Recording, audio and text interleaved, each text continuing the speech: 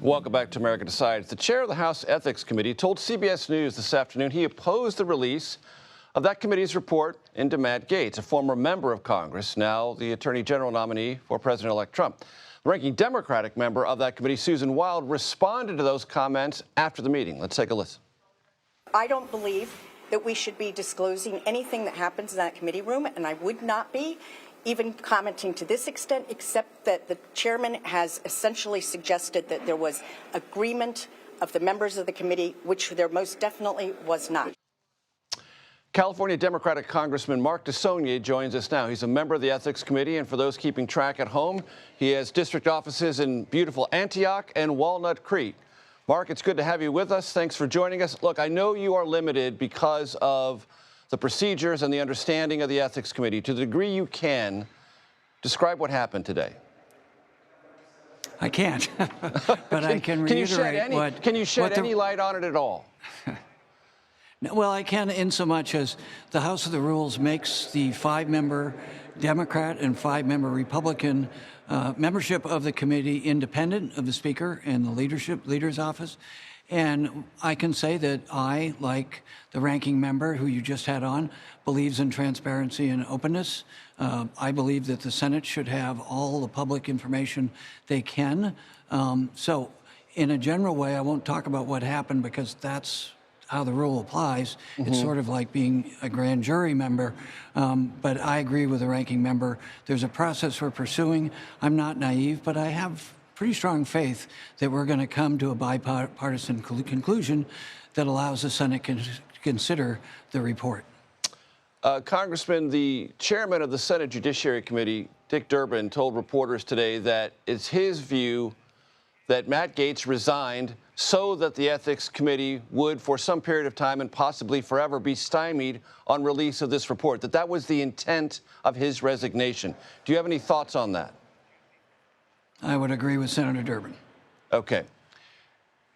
Can you explain to the audience and to people who don't understand the day-to-day operations of the Ethics Committee what's at stake here? Because the Speaker says what's at stake is longstanding traditions. The Ethics Committee doesn't release reports generally, though there have been a couple of notable exceptions, on people who are now private citizens. The Senate says, well, there's a compelling national interest in knowing any relevant information about a potential attorney general. From your vantage point, Congressman, what's at stake here?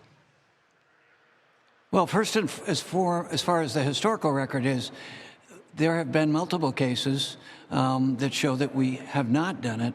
But in all of those cases, the member never had public office again, nor were they nominated for any kind of public office. That's the difference. Nobody was ever had a report that was derogatory, that wasn't issued, that was nominated for or suggested, and in fact, never went on to hold public office again. That's the distinction in this case. And the precedent is not compelling, I don't think, that you never release it. It's only compelling because it wasn't released because the person who was investigated, who did the things wrong, recognized that and resigned from office and never tried to run for office again. This case, he's been nominated for all intents and purposes to be Attorney General of the United States.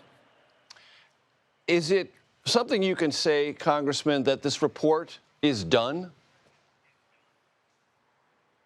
Let me put it this way. I would have voted to release it today.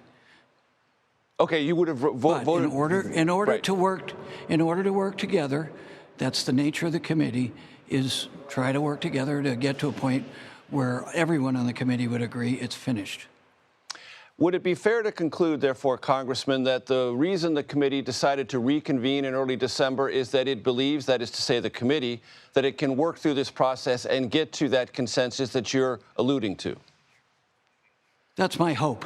I don't want to lead you on because clearly there's a difference of opinion, but my hope is that's what will happen. Okay. As has been said on Capitol Hill and in other contexts, hope is not a strategy.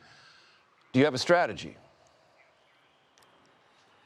In so much that I'm a member of the minority party, will be next term, but we're supposed to work in a consensus, and I still have faith that we will do that on the Ethics Committee. So that's as much as I can say. I'm sorry, but these are the rules, and we try to comply with the rules, some of us.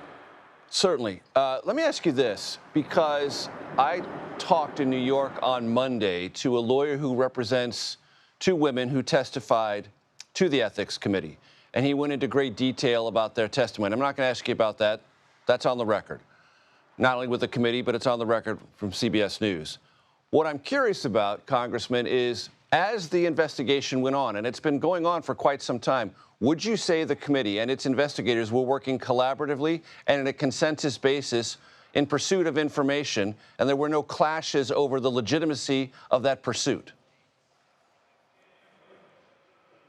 Well, first of all, I think all of us are concerned about the people who are the alleged victims right now. So we want to respect them. Secondarily, I can't really say any more than we're working through the process, and I have faith that we'll come to a place where the committee will put full transparency above any kind of partisan concerns. I appreciate it, and I understand the confines with which you have to operate. I respect those, Congressman. Thank you for your time. Thank you for shedding as much light as you were able to on this situation today. Congressman Mark DeSaulnier from California, thanks so much. Thank you for understanding.